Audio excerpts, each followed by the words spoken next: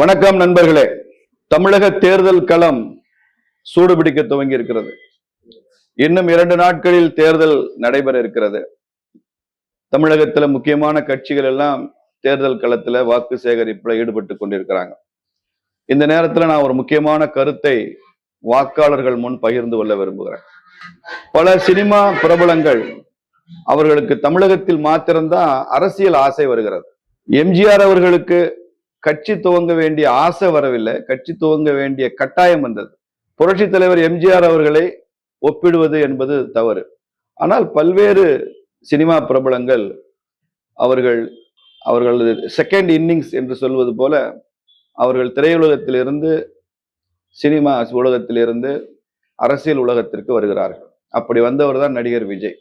நடிகர் விஜய் அவர்கள் எப்போதுமே தனது தலைமை பண்பை நிரூபித்ததில்லை. நடிகர் விஜயகாந்த், கேப்டன் விஜயகாந்த் போன்றவர்கள், அண்ணன் சரத்குமார் போன்றவர்கள் எல்லாம் கூட அவர்கள் அரசியலுக்கு வருவதற்கு முன்பே கூட நடிகர் சங்கத்துல கூட தேர்தலில் போட்டியிட்டு வெற்றி பெற்று அந்த நடிகர் சங்கத்தையாவது நிர்வாகம் செய்தவர்கள். விஜய்க்கு அப்படி எந்த அனுபவமும் இல்லை.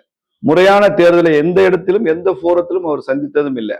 கட்சி ஆரம்பித்த பிறகு கூட எந்த இடைத்தேர்தலும் அவர் சந்தித்ததில்லை. பாராளுமன்ற தேர்தலை அவர் புறக்கணித்தார். இப்போது எங்கு பார்த்தாலும் ஏதோ அவர்தான் ஒரு வாராது வந்த மாமணி மாதிரி சில பேர் பேச துவங்கி இருக்காங்க. செயற்கையாக ஒரு பிம்பம் கட்டமைக்கப்பட்டு கொண்டிருக்கிறது. அதற்கு சில சக்திகள் பின்னணியில இருந்து துணை செய்கிறார்கள். என்னை பொறுத்தவரை ஒரு கருத்தை வலியுறுத்தி சொல்ல விரும்புகிறேன்.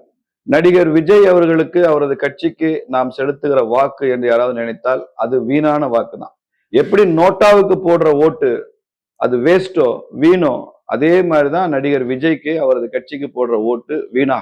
திமுகவை அவர்களது ஆட்சி அவலத்தை பொறுக்காதவர்கள் தேசிய ஜனநாயக கூட்டணியை தேர்ந்தெடுக்க வேண்டுமே தவிர இடையிலே ஒரு பிளேயர் உள்ள வந்து நான் தான் மாற்று என்று சொல்வதை அவர் வார்த்தைகளை நம்பினால் வாக்கு பிளவுக்கு தான் அது வழிவகுக்கும். மறுபடி திமுக ஆட்சிக்கு வருவதற்கு தான் அது வழிவகுக்கும். இந்த அபாயத்தை பொதுமக்கள் புரிந்து கொள்ள வேண்டும். விஜய்க்கே கூட தான் வெற்றி பெறுவோம் என்ற நம்பிக்கை இல்லை. அதனால்தான் அவர் 2 தொகுதியில போட்டியிடுகிறார். அவர் வெற்றி பெறுவோம் என்றால் ஒரு தொகுதியில போட்டிட்டு இருக்கலாமே, ஏன் 2 தொகுதியில போட்டியிட வேண்டிய அவசியம் என்ன? 2லுமே அவர் வெற்றி பெற போவதில்லை என்பது வேற விஷயம். விஜய் கட்சியின் எந்த வேட்பாளரும் தமிழ்நாட்டில் வெற்றி பெறப் போவதில்லை. அங்கும் இங்குமாக வாக்குகளை பிளவுபடுத்தி வேண்டாத சக்திகளை ஆட்சியில் அமர்த்துவதற்குத்தான் விஜயனுடைய கட்சி முயற்சி செய்து கொண்டு வருகிறது.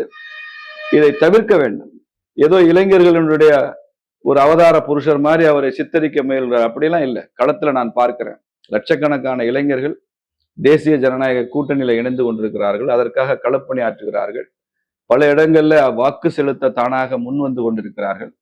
அப்படி ஒரு சூழல்ல இந்த செயற்கை பிம்பம், குறிப்பாக ஊடகங்கள் கட்டமைக்கிற இந்த பிம்பம் இருக்கிறதே, இது விரைவில் உடைந்து விடும். ஆனால் இந்த வாக்கு பிளவு, அந்த வாக்கு சிதைவு இருக்க, அது திமுக மறுபடியும் ஆட்சிக்கு வருவதுக்கு தான் உதவும்.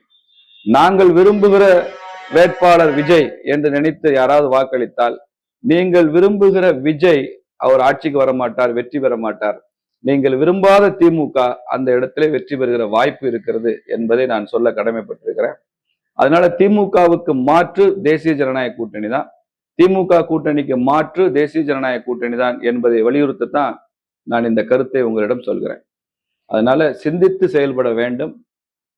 தமிழகம் முக்கியமான ஒரு காலகட்டத்தில் இருந்து கொண்டிருக்கிற இந்த நேரத்துல இந்த மாதிரி நான் சீரியஸ் பிளேயர்ஸ், ஏதோ அரசியலை சினிமா மாதிரி கையாளுபவர்கள், சினிமாவில் ஒரு நாள் கால் ஷீட் கொடுக்குற மாதிரி அரசியலுக்கும் நேரம் கொடுத்து ஒரு கால் ஷீட் மாதிரி இந்த சினிமாவில் இருந்து வந்தவர்கள் இதை கையாளுவதற்கு இது தமிழ்நாட்டிற்கு பேராபத்தாக முடியும். புரட்சி தலைவர் எம்ஜிஆர் அவர்கள் தமிழ்நாட்டிலும், என்டிஆர் அவர்கள் ஆந்திராவிலும் தவிர சினிமாவில் இருந்து தங்கள் சினிமா பாப்புலாரிட்டி, சினிமா பிரபலத்தை பயன்படுத்தி கட்சி ஆரம்பித்தவர்கள் பெரும் தோல்விதான் அடைந்திருக்கிறார்கள். அதை தமிழக மக்கள் புரிந்து கொள்ள வேண்டும், தமிழக வாக்காளர்கள் புரிந்து கொள்ள வேண்டும். கேப்டன் விஜயகாந்த் அவர்கள் தான் எம்ஜிஆருக்கு அப்புறம் உச்சம் தொட்ட ஒரு திரையுலக ஆளுமையாக இருந்தால், ஆனால் அவரால் கூட எதிர்கட்சி தலைவராகத்தான் வர முடிந்ததை தவிர அதற்கு அப்புறமாக அவரால் செல்ல இயலவில்லை. அண்ணன் சரத்குமார் அவர்கள் ஒரு காலகட்டம் வரை கட்சி நடத்தி தனது தேசபக்தியாலும் தேசிய சிந்தனையாலும் தன்னை பாரதிய ஜனதா கட்சியில இணைத்துக் கொண்டிருக்கிறார். அவரை நான் மனதார பாராட்டுகிறேன், வரவேற்கிறேன். இப்படி விதிவிலக்காக 1-2 பேரை தவிர மற்றவர்கள் எல்லாம் ஏதோ வந்தார்கள் போனார்கள் என்று இருக்கிறார்களே தவிர அவர்களுக்கு என்று தெளிவான பார்வை இல்லை, ஒரு தீர்க்க தரிசனம் இல்லை, அவர்களுக்கு என்று ஒரு அரசியல் கருத்து இல்லை.